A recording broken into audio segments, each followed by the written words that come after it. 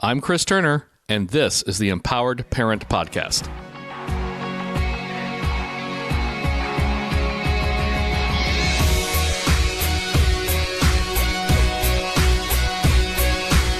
Greetings, and welcome to another episode of the Empowered Parent Podcast. Joining me, as always, are Ryan and Kayla North. Hi, guys. Hey, Chris. Christopher. I thought we could talk this time about memories. And no, not the show tune. As covered by Elvis Presley. Yes. Well, okay. Are you going to sing it for us? I will not. Oh, And babe, you hopefully gonna sing no it? one else will either. Why are you looking at me when you said hopefully no one else will either? Ryan could totally sing it. That's very kind of you, dear, but that is not what not people listening want to hear is me They're sing. all like, I'm going to turn it off Like, right why now. wouldn't he just stop hurting my ears? Though when we inevitably get some sort of membership function that could be an extra we offer for those paying customers. Oh, there you go. Me singing? Ryan singing. No. All of us singing. Oh, no. Not happening. Well, that would make for a fond memory, perhaps, for some. Or a trauma memory. Or a trauma memory. Creating trauma memories for our listeners. I What don't a think that's segue. a good idea. Wow, Yeah. ta-da-ta. This is why we're a good team. See? Yes. It works well. So, memory is a huge player for our kids. Yep. And it plays a large role in how they are reacting to us and to the rest of the world. So let's dive into that. Okay. I was going to say something, then you were going to say something, so now I'm going to let you say something because I'm a gentleman. Oh, I actually wasn't going to say something. I was just going to say yes. Just going to agree. So memory is a big player for all of us, right? And I think that there's a lot of things that we all believe to be true that simply aren't true.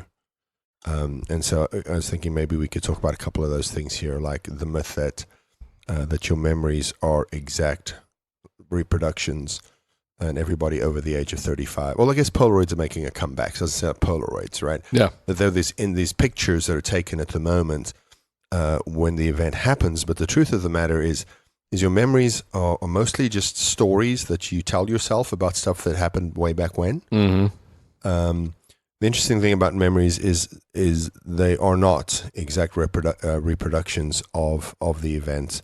There are stories that you tell yourself. Which may have elements of actual exact reproduction, but the overall, I guess, story that your memory is not exact. Yeah.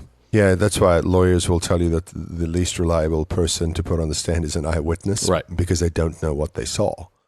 Memories are influenced by your current emotional state, right? Mm-hmm. So if you, say you have an old friend from high school, and as men are sometimes wont to do, have a falling out because you both pursued the same girl in your senior year. Well, while you're still angry at that person, all of your memories of that person are actually influenced by how you feel about that person today. Mm-hmm.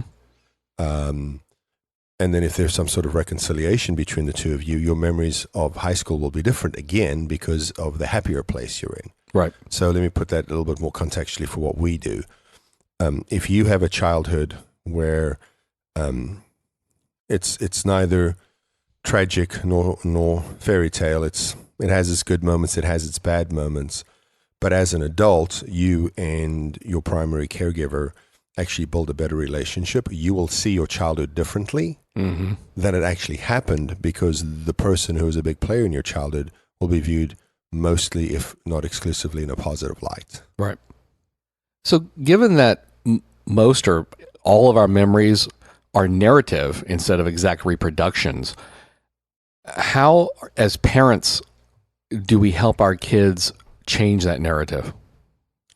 Okay, so this is why talk therapy is so effective, right? I mean, Freud invented talk therapy a couple of 100 years ago now, maybe less than that, which is, kind of these memories are stuck here in the recesses of our mind, right?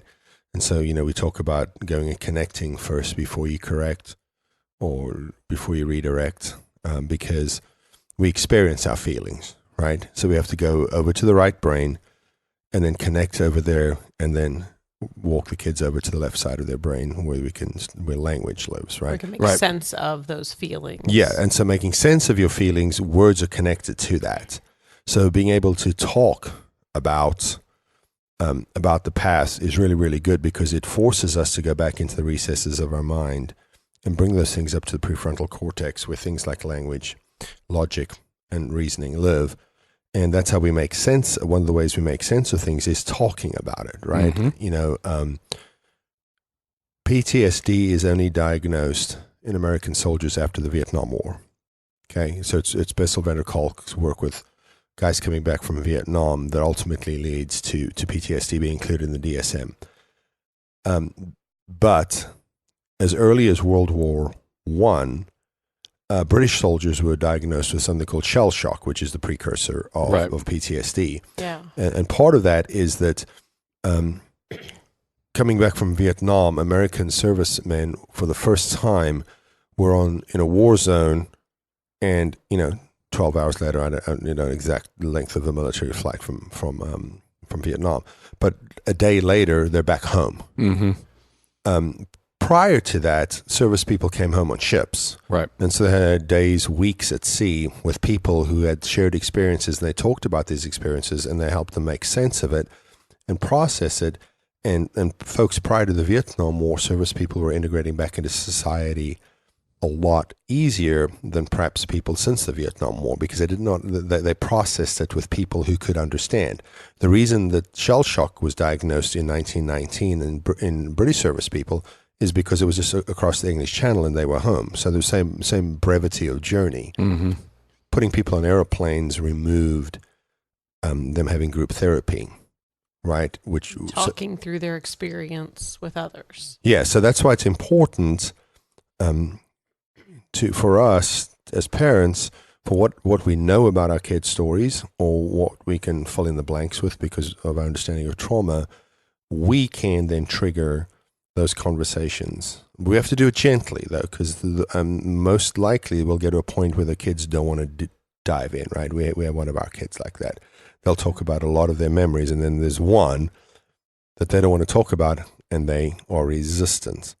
And you can't push them, but certainly the idea of talking about memories helps people make sense of them and kind of build a puzzle, Well, and I think it's why sometimes our kids will tell these stories. I know when we, especially when we were fostering and kids had these memories of being in their biological home or maybe even another foster home, and they would tell these stories, and they were old enough that they had memories. It wasn't like, you had a 2-year-old that when they were 5 started making up stories, but they would tell these stories the way they remembered them and the things they would say based on what you knew about their history or their previous homes that they'd been in. You knew those weren't true. Yeah. But it always seemed like, why are they making up these stories? When in reality, this was the way they remembered them happening based on whatever was happening at that time. Or maybe they're in a good place now, so they can only imagine, they can only look back and think that it was a good place then, right? They can't. So it's so interesting. I mean, I'm fascinated by memories. I don't fully understand how it all works even, right? I don't even, but as we look at like the whole firing and wiring in the brain, right? And how those memories are coded in our brain and how those experiences are coded, it's like when we talk about a child that, when they hear, loud noises and they get freaked out by them, right? Because there was a memory of a loud noise and something bad happened. Right. And so now when you go and it's, the 4th of July and you see fireworks and there's a loud noise and they freak out and you're like, look, it's just fun. It's just everybody's watching. Aren't they pretty? And they can't, because there was a memory that was coded of that loud noise and something bad happening, right? I want to go back to something you said about telling stories. I think that it is really, really important, and we should probably plan to do a few kind of diving deep a little bit on memories here, because I think it's really important that we understand memories, because understanding the way memory works might move us a little bit from thinking our kids are liars. Yeah. Right? Because just think about recall. My favorite example of that is you hear a song on the radio, and then the next day you hear it again, and it kind of caught your attention the first time, but you sing it, and then all of a sudden it's like the words aren't the way you remembered them from yesterday. Right. Well, that's a really great example of how memory works. You're telling, your brain's telling you a story about something that happened in the past, and then you're like, instead of going, I just must have misremembered them, like, it's weird that they would release a song and then an alternate lyric version of the same song at the same time. I mean, that doesn't make good business sense. We'll have these conversations with ourselves. Well, and because your mind's always trying to make sense of things, right? So I grew up in West Texas, right? I grew up with... So people in West Texas say you grew up in Central Texas. They're very adamant about that. Yes. I grew up with, ranchers and cowboys, and, that was my childhood, right? So when I heard the Beach Boys song, Little Deuce Coupe. Mm-hmm. I was going to rat you out if you weren't going to I knew you were going to rat me out on this one. To me, I would always sing it as a child, Little Boot Scoot. By as a child, she means while we were dating. While we were dating. So and just to be clarified, you were not a child when we were dating. You were out of high school and everything. That's true. I was almost out of college too. But I would sing Little Boot Scoot, and nobody had ever corrected me along the way. Maybe they all thought it was that way too. I don't know. Yeah, they thought it that way. They didn't love you enough. And so we're like singing along to the Beach Boys one day, and he goes, "What did you just say?" And I sing the song, and he goes, You know that's not actually what it says, right? And I was like, what else would it say? I mean, like, you think a band named the Beach Boys sang a song called Little Boot Scoot? But in my mind, I was making sense of it as a child when I heard it, and Boot Scoot made sense because all the songs that I heard were country songs about boot scooting. I mean, that was what I heard. And so it's funny when we talk about it, but those are the kinds of things that our kids do because their mind's trying to make sense of it. So they'll recall something that happened, and you're like, why are you making up this story? But in reality, their mind was trying to make sense of it. And even when you tell them that's not what happened, they're still convinced that that's what happened. Yeah, because people dig in, right? Because it seems so real to you. I think if we can just camp on Little Boot Scoot for another minute or so, Chris. Sure. And now all of our listeners of a certain age have Brooks and Dunn's Boot Scoot and Boogie going through their heads. Big player. Hey, memory. That's right. And if they didn't, they do do now. now. Thanks, Chris. If I start humming that song. Chris says you're welcome. No, the reason that's important is because one of the differences between your left brain and your right brain is that your left brain is about content. Your right brain provides context, right? And so because your right brain provides context, when Kayla hears Little Deuce Coupe, the context in which her formative years were musically and then environmentally, she hears Little Boot Scoot, right? Because I mean, isn't it just crazy how your brain works? I literally wanted to start the brain podcast for parents and just talk about the brain every episode, because we will never run out of content. So it provides context, which is one of the reasons we're super opposed to timeouts and sending kids away. And again, for the vast majority of the time, the idea of sending a child to their room is not a great idea, because number one, people, from a relationship standpoint, people will say, you've told the child that their behavior says they can't be part of the family. I get it. But the other thing is that if that child had any sort of sexual abuse in their history that you may not know about, if you fostered or adopted, or they have any kind of physical abuse, a lot of the abuse is done at the hands of somebody the child knows. And so if it's done at the hands of somebody the child knows, it's possibly in the home the child was living in, and it's possibly most likely in the bedroom. And so you've placed the child in the environment where they experience the original trauma, and because your body experiences your feelings, their body actually experiences the trauma. They have the same feelings that they did when they had the original trauma, even though they're not being hurt again. But because of the way the memory works, which is one of my other crazy things about memory, if you don't mind me just kind of shifting here a little, is that we talked about how memories aren't Polaroids. Well, there is one kind of memory that is a Polaroid. That's trauma memory. Because of the state of heightened arousal that your mind's in, it actually does code that, and you can recall it immediately. Not immediately, but you can recall it with a high level of accuracy. And so and before we hit the record button, we were having a little bit of a debate about the 9/11 story. And Kayla thought maybe I told it here. I didn't think I did. You didn't vote. So, which means you don't remember either. So if I've told the story before, I apologize. But so when I learned that the trauma memories are coded differently than memories that are not coded at a heightened state of arousal, one of my favorite things is when I learn new things, I try to come home and run experiments on the group to see if it's true. Yes, he does. And he doesn't usually fill me in on the experiments either. He just does them and then tells me, okay, this is what I was doing. This is what I read this, or I heard this, or so. Yeah, so, and part of the reason I don't usually tell her is because she is very frequently the subject. I'm usually at least partly a guinea pig. So here's the thing. I get home and I say to her, I said, Kayla, do you remember September 11th, 2001? Yes. I said, okay, can we just walk through the day from the time you got up? She said, okay.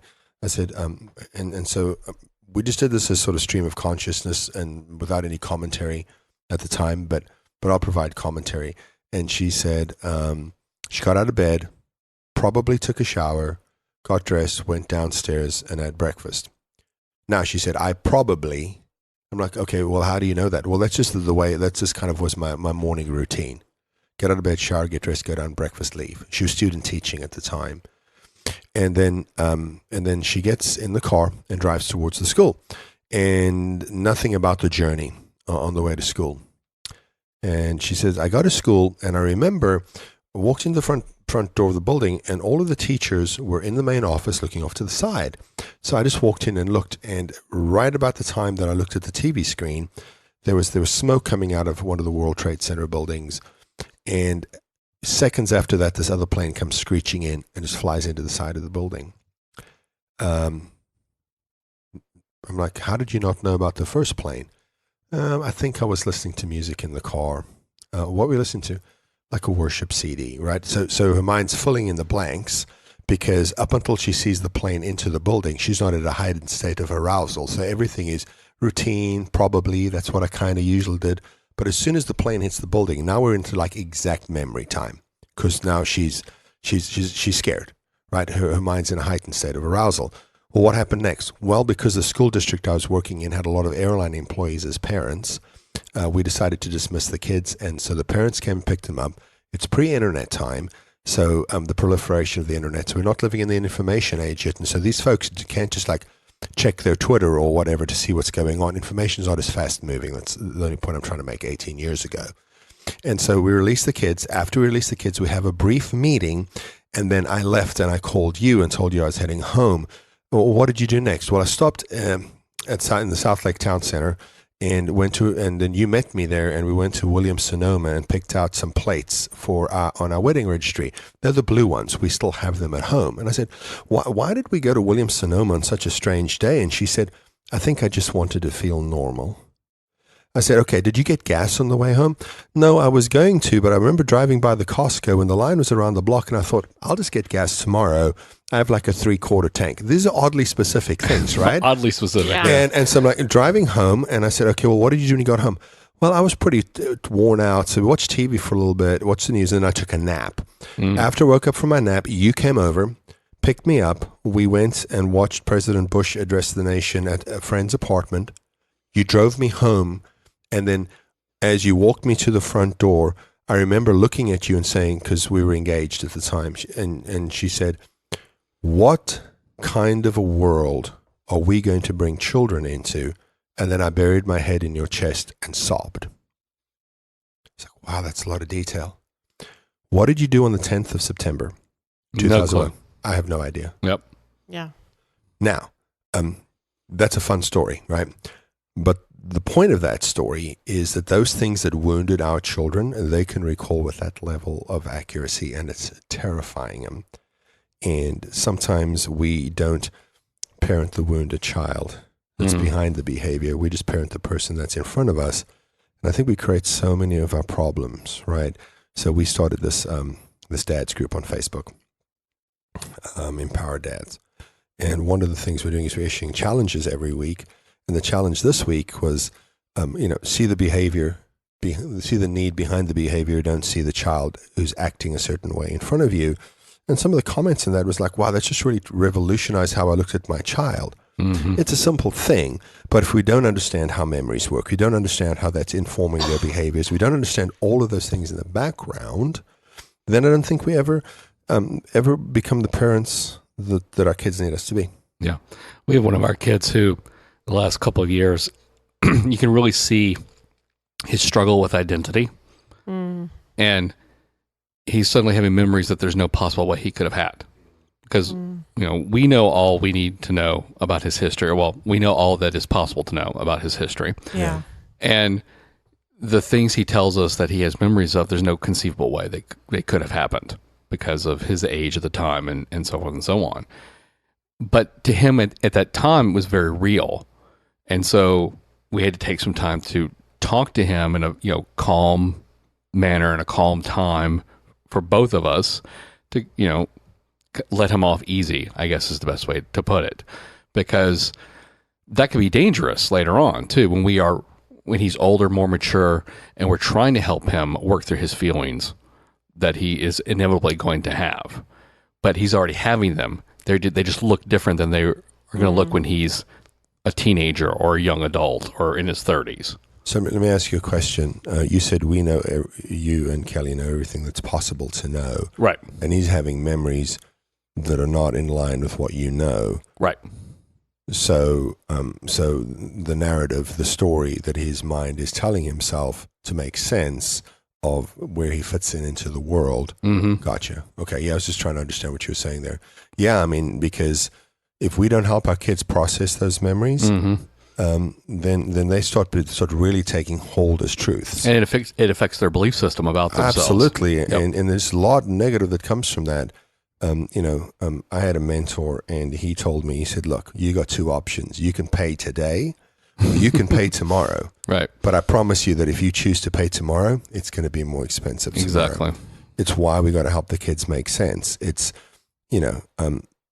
just think about all of the money and therapy you may save in the teenage years if you help your 6-year-old make sense, right? And again, please don't email us and say, Ryan promised there'd be a reduction in therapy bills. I'm not saying that. What I am saying that the possibility is there. there. Because we have a responsibility to get our kids on a healing trajectory as soon as we possibly can, right? It's why we talk about things. It's why we talk about the root of one of our kids' anxiety with her, because she needs to make sense of that, because that's the beautiful thing. We're talking to some people today about the adult attachment interview. And that's kind of the beautiful thing about the attachment science, is it doesn't say that we forget things, that we move on, that we repress them. What it says is that we make sense of them. Right. Right. That's the only way forward, is to make sense of what happened. And if we believe that to be true, which I know the three of us wholeheartedly agree on, then we have to understand the way memories work if we're going to help our kids make sense of all of it. Yeah. Well, I think that's probably a good place to stop this time around. That's a lot to process for our parents to think about how they could help their kids process those memories, whether they be implicit, explicit, narrative, exact reproductions. I feel like you're setting up a future episode with your implicit, explicit talk, Mr. Turner. Well, like we were kind of talking off mic, that's a whole nother episode in of itself, because, our kids don't necessarily realize that they have implicit memories that are affecting them the way they do. So I know the three of us probably don't realize that either, right? That's right. Well, and there's so much we can learn about all of this, and we mention this book all the time, but The Whole Brain Child has some great chapters just that talk about memory. So if this has been interesting to you, those would be really good. That'd be a really good book just to pick up and flip through some of those chapters. And it's an easy read too. It is an easy read, and it sounds weird that there's a book about the brain that's an easy read because the brain is so complicated. Yeah, that's what makes it good. But that's what I love about it, is that it is such. So if you haven't read it yet, I highly recommend it. And there's just some really good examples in there of just some of the stuff we were talking about. Well, we have recommended that book so much over the last 6 years or so that I'm pretty sure that that like Siegel and Bryson have like purchased a second home based purely on the royalties of our recommendations. So they owe us a little bit of a commission. Well, we're friends with Tina, obviously outside of this, and so she posted pictures the other day. They just moved, and I wanted to post in the comments, "You're welcome," but I didn't. And I know Tina occasionally listens, and so that's just a joke, Dr. Bryson. Respectfully, we will not link to the photos of Tina's new house, but we will link to the book by her and Dr. Siegel. Yes.